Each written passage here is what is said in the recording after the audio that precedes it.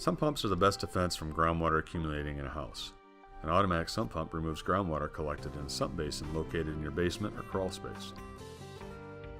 The typical solids handling size of a sump pump is less than ½ inch in diameter. There are two styles of sump pumps, pedestal and submersible. A pedestal pump features an impeller at the base of a pedestal, and at the top of the pedestal is the motor. The motor is located out of the sump pit and is not designed to be submerged in water. On a submersible sump pump, the entire pump, including motor, is designed to be in the pit and can be completely submerged in the water.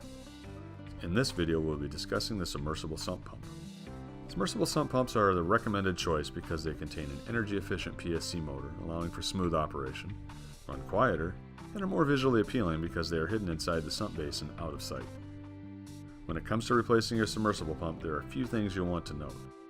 First, check the nameplate attached to your current pump and look for the pump's horsepower or horsepower rating.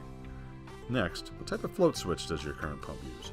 Tethered, vertical, or integrated 2-pole mechanical vertical float switch? The tethered switch is ideal for larger diameter sump pits. The vertical switch is typically used in narrow sump pits. And the integrated 2-pole mechanical vertical float switches, which are generally used by professionals.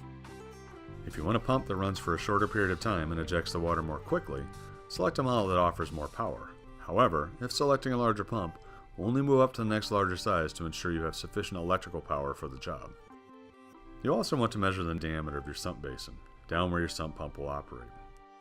This is important because this dimension plays a large part in determining which float switch will work in the pit with the larger pump. You don't want your float switch to get stuck, causing the pump to continually run and greatly reducing the life of the pump. Next, check the size of the discharge pipe you have coming out of your current sump pump. This is typically either 1 1/4 inch or 1 1/2 inch pipe, but may be larger. Always use pipe that is at least as large as the discharge size of the pump. If you are installing a new submersible sump pump system, you will need 2 pieces of information to meet the needs of your home. The first is system capacity, or how much water needs to be pumped. The second is total dynamic head, also known as the total lift, or distance to be pumped. Lift is the vertical distance the pump actually lifts the water. The higher the lift, the less flow the pump will perform. The total lift is typically between 8 to 10 feet in most residential basements.